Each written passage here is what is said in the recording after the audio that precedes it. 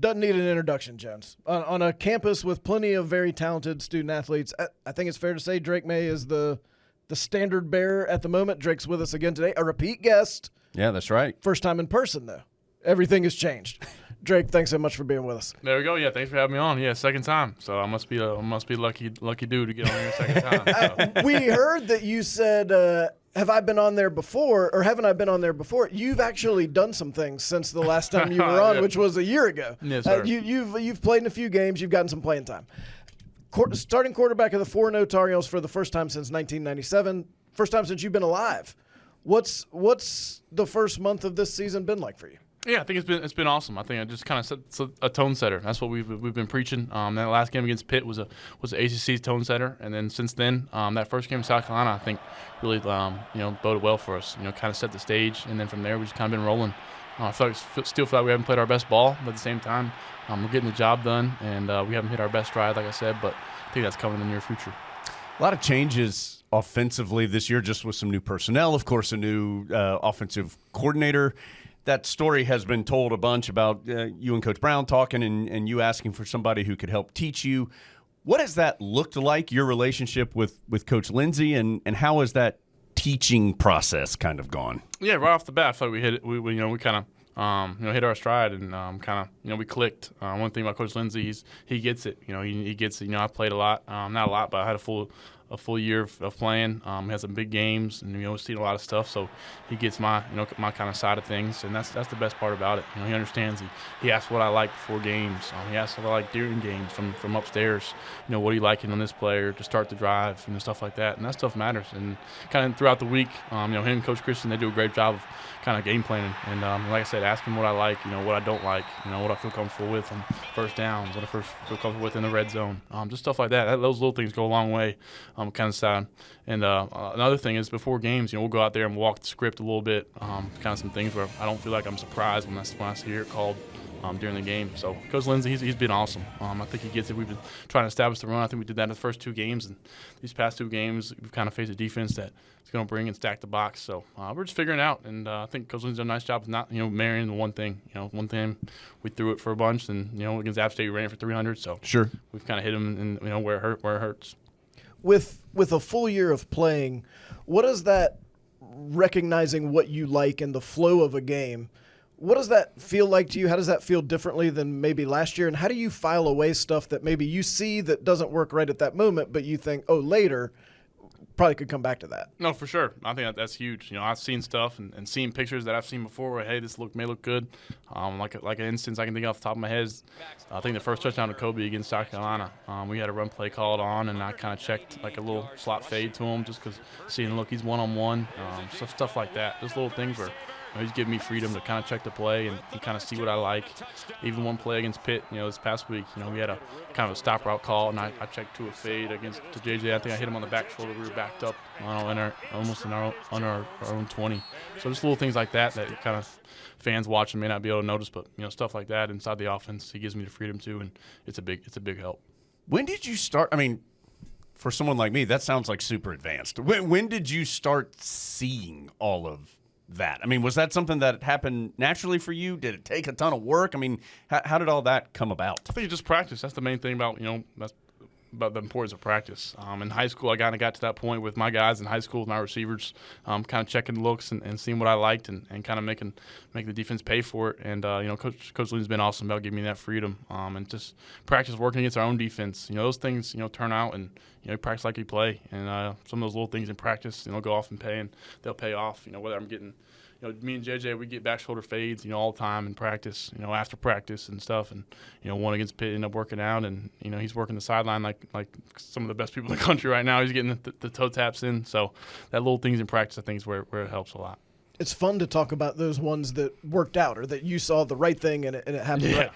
I assume at some point there's ones that don't work out. How do you develop the confidence to know, even when you made a wrong read or you checked to something that didn't work out, that you're still willing to go back and do it again the next time, and the next time, and the next time. No, that's a great point. You're going to have some that the defense wins. So I think that the best thing I can do is just, where throw it away or, throw it on the ground if it's a screen or something or a little one to the back. So just don't let it hurt us more or get us in backed up yardage. So that's the big thing, not have kind of a negative play. I think that kind of hurts the morale of the offense and honestly just kind of saves my butt for changing something and not having something stupid happen. So that's the big part of it. What responsibility do you feel like you have for the morale of the offense? Like, I know that's an intangible thing that you can't, like, look at a sheet of paper and say, right now it's 82%. Yeah. But what part of that is your responsibility? I think a lot of it. I think Corey Gaynor, our center up front, he's kind of, a big part of the guys up front in the 5. And, he's always telling me I got 4 other guys. And I just told him today, yeah, you got 4 guys. I got all 5 of y'all. So it's kind of the same thing. It's really all 11 of us on the offense. It's my job as the quarterback and more of it for the team, too. The quarterback's one of the probably maybe the most important position on the football team. So got to do my job, whether it's leadership or picking up the defense or picking up the offense, getting us going. So I think we got a good job of kind of negotiating that and said empowering the defensive side, and Rucker even now, they're stepping up and doing a great job. So I feel we got a good thing going.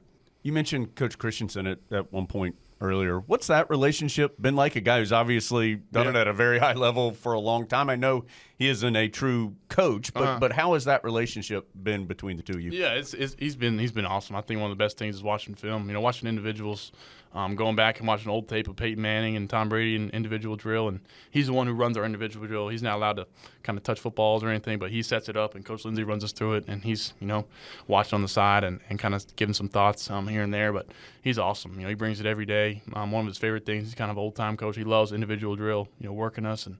Kind of with Coach Longo in the past, we just kind of warmed up our arms a little bit. But with Coach Christian, we're working. I get a little winded. It's probably my most tiring part of practice. So I like it. It's awesome. It keeps me fired up. And, it's 7:30, 7:45 in the morning, and, out there working. So it kind of sets your day. I don't ask this in any way to try to suggest something negative about Coach Longo, but how are things different now? Is it better? Is it just different? How do you feel like things for you are have changed? Yeah, Coach Longo was awesome with me.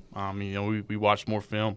We sat in there for hours. Weekly. Watching film and same time talking ball. He's awesome, and I think they're starting to get their thing going at Wisconsin. The thing with Coach Lindsey, I think just the whole staff's on great communication. I think going back and forth, and Coach Lindsey's taking ideas and taking ideas from me, and just kind of being open to anything. Whatever's good for the football team and this offense to win. I think that's gone a long way, especially with third down. I think we've done better. I think the last game with Pitt was one of our worst third down games yet. I think it was, but since before that, I think third down's been huge. What's the most stressful thing about being Drake Maye? Stressful thing? That's tough. Stressful thing. That's a good question. I used to get real nervous before games. This past year hadn't been bad. Last year was a lot. I used to get nervous before every game. Stressful thing. I think just winning around here. Really, I think that's kind of the edge. Keep this going. Not mess it up. Kind of like the Georgia Tech thing. I wouldn't say it's stressful. Just kind of keep that in the background mind. It's good for us. Kind of have that after you got aspect. You got to bring it every week. It's college football. These teams are, they got a target on our back, and we're undefeated and getting inside the top 15. So I think those start coming. So just keep, that mentality of, everybody's gonna, want to hunt up the head dog. So try to get to that point, and once we're there, like against Clemson ACC championship, just make the most of it.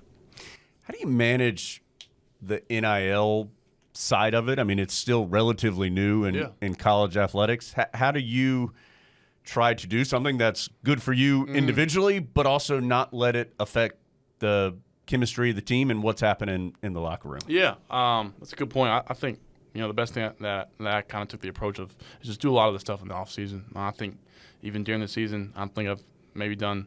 I haven't remembered the time I've spent doing something NIL. Just focus on ball.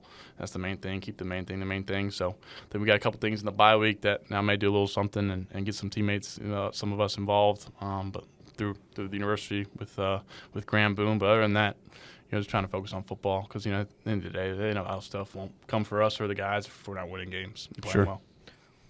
You've gotten to do a lot of cool things over the last year or so. Yeah. What sticks out to you as something that even now as you think about it, you're like, that actually was pretty cool? Because I'm guessing not that you're jaded, but Mm-hmm. you've become accustomed to some cool things. But even now, as you sit here, what are some things that you think that was pretty awesome that I got to do that? Yeah, I think the first thing that comes to mind is just going out there to Arizona with Sam and going to the Super Bowl.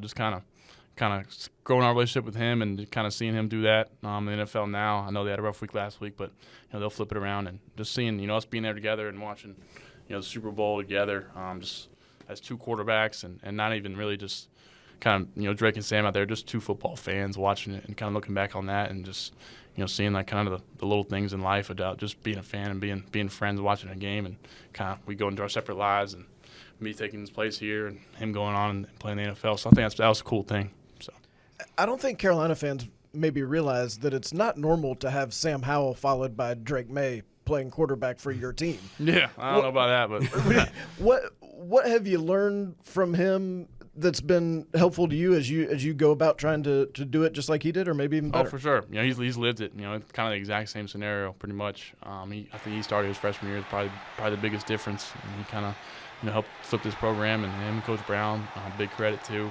And just having questions, not even just questions, just advice from him, just about how to do that. I feel like every little path that I feel like I've gone through, he said, "Oh yeah, I remember that, doing that." So it's just having a guy that.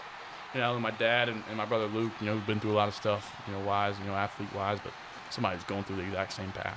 It's a blessing to have, and we still FaceTime and call weekly. So, he's a good friend and one of my best friends. Is this still is it still fun, or is it becoming more of a job at this point? Because I feel like you're doing a ton of interviews and you're there every week, and everybody wants to talk to you. And is it still fun to do all this, or is it starting to become a lot?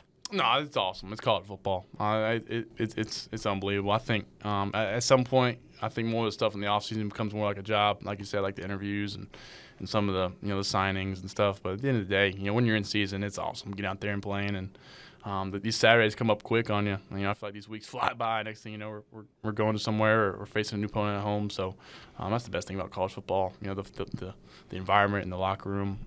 It doesn't make it seem like it's as much of a job. I think that's the one thing about Sam that says. He says, "I just got off of work." He always makes a joke. So it's a different lifestyle in the NFL. But here it's awesome.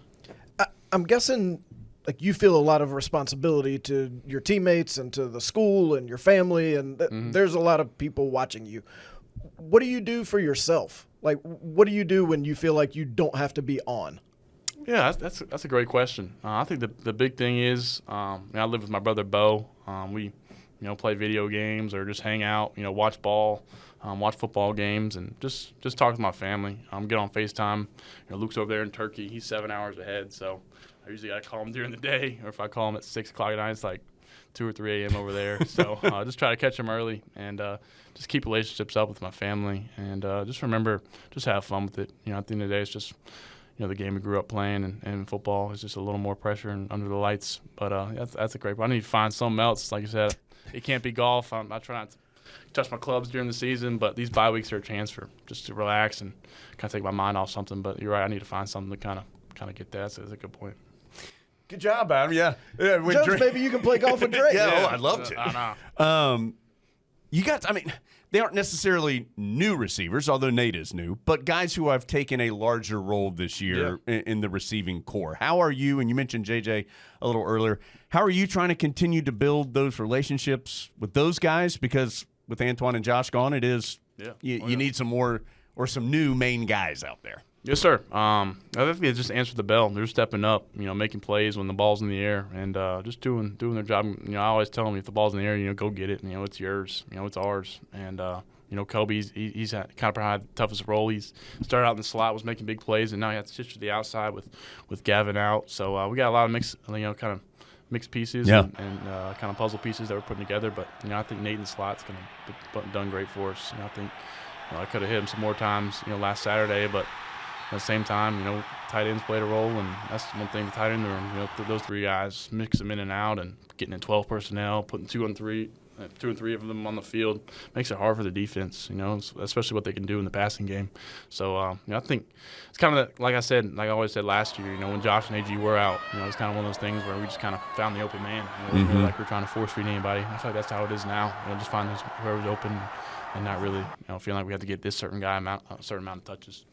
I feel like you've taken some hits this year, and I'm not suggesting guys are being dirty, but do you feel like they know who Drake Maye is at this point? Do you feel like that the defense has got their eye on you a little bit more? Yeah, I think after that trick play we had, I told the defensive end, I said, I think that was unnecessary. Is that word for word what you said? I was like, what are we doing, man? We're trying to finish the season here. So that's just those little things. Like you said, I think there's a little target on my back. They love to put me out of the game. Sure. A lot of these teams. I think Pitt was even saying that. Warming up in pregame. We're going to take you out, and they said that last year. And just that mentality. I always tell the guys like they're going to drag me off the field. I'm going to come back. Unless something's really really wrong, so I'm going to be back out there. So that's just mentality. But I think you got a good point. I think they're trying to. Some of it's me. I think that Minnesota, that first hit, I should have just ran out of bounds. But at the same time, if the first down's near, I'm not going to slide or do something. That sounds like Pitt, by the way. It totally sounds like something Pitt would be saying before the game. Well, okay, so Oregon just put out that video. Did you see it where Colorado's kind of talking, some of the Colorado players are talking I did some see a little smack bit, to that banter, yeah. Okay, and so you just said that Pitt's talking a little bit to Carolina. It all looks so peaceful before the game from the stands or the press box or wherever. No, How much of that is going on? Yeah, a little bit of soundbite. Pitt was, always the team. Even my freshman year with Sam, Sam's last year, and we were playing at Pitt, same type thing. And I remember 2 or 3 of their defensive linemen standing at midfield, kind of just in the pregame. We're in like our sleeveless hoodies, throwing routes, and they're just standing at midfield, watching Sam, eyeing them down for like 5 straight minutes, just like giving them the death stare. This is how it is. Pitt. Coach Brown always said they had a tough mentality, kind of personality. They're gonna try to hit you in the mouth and see how you respond. I think they did that early on with that first touchdown drive, those first 2 touchdown drives. So, I felt like we took the punch and answered back, but I think. Definitely, kind of some of that a little bit, especially those teams and State and even Duke now and some of those teams. We got some guys on the team that'll talk back. So it's kind of it ain't just everybody talking to us. We'll talk back a little bit too. Who's the best? Like, who's the guy you want standing there if other team X comes over and starts running their mouth? Like, who do you know is going to give something good back? Yeah, that's a good question. Some of the guys, the receivers are the best. Receivers and DBs, they're the number one trash talkers on the team. I think Kobe's good. Kobe talks a lot. I think Tez, if Tez was back, he'd be a good talker. So some of those DBs are funny too. They all talk, so it's fun to watch. Do you try? Nah, I don't say much. I mean, until we win. Usually in Vicky formation, I'll say a little bit, but other than that, I don't say much. Corey Gaynor will talk some now. Corey Gaynor, he'll talk.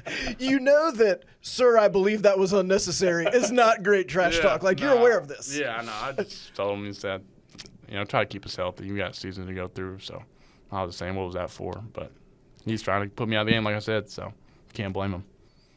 We hear a lot about, like, quarterback A is getting comfortable with receiver B. Mm-hmm. What does that actually mean? Like, when you're back there in the pocket, if you're comfortable with a guy, how does that manifest itself as the play unfolds? Yeah, I think comfortability is just kind of like those, like I said, those third downs. When you need somebody to make a big play, or you got a deep shot, and you can pick a side on which guy you like in man coverage or one-on-one or off which safety. So I think comfortability is just with going to a guy in certain scenarios. That's the big thing. I think JJ's made some big plays, and Kobe's proven in those one-on-ones, Kobe's going to get open. And Nate, when the ball's in his hands, he can always make something happen. So I feel like those guys and Gavin's even caught some big ones. So they're making strides, and I think kind of getting there with Andre Green. So I kind of find ways to have him kind of have some breakout catch or something to get him going. But those tight ends are reliable. So just like I said, just in certain moments, I feel like comfortability just comes with whether in the red zone, hey, I like throwing a certain guy, or JJ on a fade, or Nesbitt, he's a big target down there, or Copenhagen, he's going to get open. So just different things like that. A lot of talk about your footwork. Do you feel like your footwork is better? And how would a casual football fan maybe notice that your footwork is better? Yeah, I feel like I'm drifting a little bit. I was just watching some of the tape, from Pitt, yesterday, and kind of drifting in some pressure. But at the same time, I feel like doing a better job of, moving in the pocket and keeping 2 hands on the ball. That's the big thing. That's what get my feet aligned and making throws on the run. So that's part of my game. So a lot of it's moving and me kind of moving around and finding, ways. I think the big game, I threw a big post at JJ, last year. I scrambled out a little bit this past Saturday. And last year I would have kept on the run and tried to sling it out there, but set my feet and hit a big play downfield. So little things like that, it's kind of hard for y'all or fans, the average fan, to kind of notice, but I'm sure y'all too could pick it up. Y'all pretty advanced. So. What's savvy? Yeah, so Okay, classy. Well, kind of related to that, like I don't know if people appreciate how cool it is that like you've been doing this stuff your whole life at Carolina. You've been coming to games, and we've been seeing you since you were Luke's brother before we even knew that you were Drake Maye. Have there been any moments when you've been able to step back and go, you know what, this has been pretty awesome, honestly?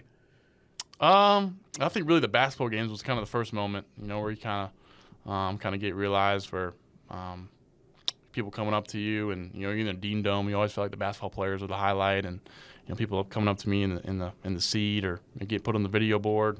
But really going out to eat, and even with Bo, Luke and Bo still kind of trump. The basketball team trumps. A lot of times, Luke will get asked for pictures, and I'll just continue my eating or my day. So ask you if you can I take don't a mind picture. It. Yeah, exactly. Whatever your name is, can you I'll do this take for? it. So I don't mind it at all. I'd rather them. It's kind of it's not really a hassle, but at the same time, the basketball team, a little bit kind of in the spotlight. They just don't see my face and stuff as much in the helmet. When you see a kid wearing a Drake Maye jersey, My son's got a Drake Maye jersey. Yeah, I So- saw What's that like? Pit. That's an awesome feeling. I think it just makes you want to be out there. Especially when you get hit hard or something. You see those as many 10 jerseys there in the stadium. That makes you remember Kobe Bryant. One of the best things he said is, somebody's saving up money to come watch me in the upper deck, for one game, and I'm gonna sit out and rest or something. So that stuff that's just it's just different with me, and it holds something close to my heart because that stuff's pretty cool. How are your mom and dad doing with all this? I mean, they've had some practice, of course, but Yeah. How are they dealing with superstar quarterback Drake Maye? Yeah, I think it's a little different. Obviously, the quarterback position's way different for how much spotlight and talk and media coverage. Obviously, I think Luke, he almost hit the peak of it with his shot against Kentucky, with media. But I wouldn't say I brought it out of proportion, but a little bit, kind of the constant. Sure. Luke was kind of a rise for a couple months and it kind of settled off, but kind of a quarterback, college quarterback, is having success. I think they've handled it great. It's kind of they've been on me to keep the main thing, football, and obviously schoolwork is the most important stuff, and get my degree and seeing whatever it takes me. But they've been awesome. They wouldn't miss a game, whatever it happens, and I think they've been two great mentors and people there for me no matter what. Even Luke, the shot seems like yesterday, but that was a different era of college sports. Mm-hmm. Do you feel like a business? That's a good question. Luke missed out on a lot of money. That's sure for sure. That shot, with the NIL world. But obviously, I think the business side is becoming more and more, part of college football. But at the same time, when you get that crowd going and stuff like College Game Day and fans and some of that trash talk, that stuff's what makes kind of feel like still a game, still college football to me. Well, and that's what makes you good, right? I mean, I think there's some guys who really do get excited by the financial aspect of it and some of the opportunities that they're presented with. But if you don't get that feeling on Saturday, exactly, yeah, if you don't get those chills, it doesn't mean nothing to you. You're just worried about posting an Instagram photo or seeing scoring this amount of touchdowns for that. So as long as the win column, exactly. Well, I was going to ask you, we have to ask you about the left-handed throw or we'd get yelled at. So I'm going to do that in a second. But it was interesting to me, especially after the App State game. There were some Tar Heel fans who said, Drake doesn't have big enough stats yet. They're costing Drake the Heisman. Yeah. I am going to assume that none of that matters to you. No, Not that you mind throwing for 500 yards and 5 touchdowns, but that's not what you're going out there and setting to do. Exactly. Yeah, it's not no milestone or goal setting. I think getting the win and making right decisions, that's the main thing. I feel like I've endeared to the ball a little more than I have in the past and trying to cut that down. But at the same time, I think Coach Lindsey, like I said, kind of a couple times, we may run it for 300 a game, or like last game, we may throw it for 300 and run it for 50. So kind of see how defense played, and teams are going to start dropping 8 and stuff. So just seeing what happens. But like I said, I think winning and that's more important, and all that stuff. The rest of the stuff take care of itself. All right, let me ask you about. We got to ask you about the left-handed pass. Just take us through. Yeah, it was an insane play. Yeah, it kind of had just an outside zone concept, and tight end was going to pull around. He's going to kind of fake block on the end. I'm supposed to read the end. And it was actually a give read. I should have gave it to the running back, but I pulled it like a bad decision. Just trying to make a play, get the yards that I can, and we have a stock block that can kind of turn into he's supposed to fake block and kind of turn into kind of like a little fade, kind of looked like he's blocking to fool the corner, and Kobe fooled him, and just kind of seen out glimpse of my eye, and I was running left, so I had it in my left hand and had trying to stiff arm the defensive end off of me, so I just saw Kobe and just try to flick it out there and try to get it to him. I'm sure it was probably a duck, and I think all that matters it got there and he caught it, so it's a pretty cool play. One of my first times, I think, throwing a lefty pass. Just one of the instinct play, you know what I'm saying? It wasn't much, kind of thought of it. It wasn't drawn up, just going out there and kind of just thinking about it. So I don't feel like you spend a lot of time trying to be cool. Like some guys, I think, put a lot of thought into what they look like or what their image is all the time. But you've had two kind of iconic things already this year, like the jump man thing going into the end zone that became a meme, and then the left-handed pass, and then you kind of looked at your hand. How do you have these instinctively cool moments if you're not giving it a lot of thought? Because I give a lot of thought to being cool, and it's not working out. Yeah. So don't you see the sweater vest, Drake? He puts a lot of thought into being cool. So how are you doing this? That's a good point. I think it's just kind of natural. Obviously, kind of the little brother aspect of it, being the little brother and always trying to get a laugh or getting some one up on your older brother, trying to come up with cool things that your older brother's like, hey, that's actually pretty cool from the little bro. But other than that, just first off, running the end zone, just a finger roll, just seeing that, and I think that's a pretty cool celebration. Just kind of mixing different sports between that, and that's always pretty cool to me. And kind of looking at the left hand, that's just I don't know. I probably shouldn't have done that. As a little bit, a look at me a little bit that I probably wouldn't like to do, but at the same time, it's a cool moment. Just those are the plays where you kind of go back to just being the little kid playing in the backyard and making fun of your friend for throwing a left-handed pass on him or something. So, all right, I have heard the coaches talk about one thing they are impressed with you is how you are able to connect to all of your teammates, and whether it's maybe you act one way with one guy, but your relationship with a different player is a little bit different. And so how do you manage all of those relationships? Because as the quarterback, you're somebody who probably does need to be able to hang out with everybody, for lack of a better term. How do you do all that? I think the big thing is just genuine relationships, kind of getting to know them. You kind of meet a lot of saying hello to their families after the games or after practice, when their families come up, and just getting to know them and getting to know about, what they are like outside of football. That's the big thing. Whether it's in one of my offensive linemen or whether it's a defensive back, just trying to kind of make my way. And, I saw it during the Hard Knocks thing, Aaron Rodgers was talking about, sitting with a different guy at lunch, every day and kind of doing little things here and there, or playing a different guy in ping pong one time, whether I'm smacking him 21-0 or something, it don't matter. Just having fun with it. And just those little things, like I said, just genuine relationships, and you're trying to actually make a conversation out of it instead of just checking a box. That's kind of the big thing, I think. Did you watch that Netflix quarterback series? I watched a little bit of it, with Kirk Cousins and Mahomes. I thought that was pretty cool. I think that kind of gives a little bit of taste of what it's like for those guys. That's pretty cool to watch with those, seeing what their lives are like. It's probably it's a whole different animal than here in college, what they go through. And I think the best thing about it is kind of the sound bites from the sideline or in practice. Those things are kind of priceless, for a guy like me, playing the position. And for y'all don't really understand what it's like, talking with a guy on the sideline or talking about football really from a quarterback standpoint. So that sounds pretty cool. You mentioned getting the chills on game day. When we're watching you or fans are watching you on Saturday against Syracuse or whenever, and you're down there on the field at Kenan Stadium, what are the things that give you those chills when we see you doing what? Will we know this is Drake's favorite part right here? Like, he's loving this. Yeah. Oh, that's a good point. I don't love running out of the tunnel. I'm usually always probably in the latter part of running out of the tunnel, so that really get me hype. I think walking out on the captain, if I'm a captain, I'm pretty much in the zone. I think that's a cool feeling, being honored as a captain for that week and walking out with, two of your teammates, two of your brothers walking out there. Other than that, I try to stay pretty loose, try to make my rounds, dap everybody up, say let's go. But really, the kind of worst part of game day is that waiting moment where you're in your pads waiting for 2 hours for the game. So I'm just really trying to keep it loose and just get out there. I think after that first drive, in that first huddle, I'll probably – this is really the time where I'm kind of in the zone the most. All right, last thing. Drake still has eligibility left after this season, but we'll see where Drake goes after this year.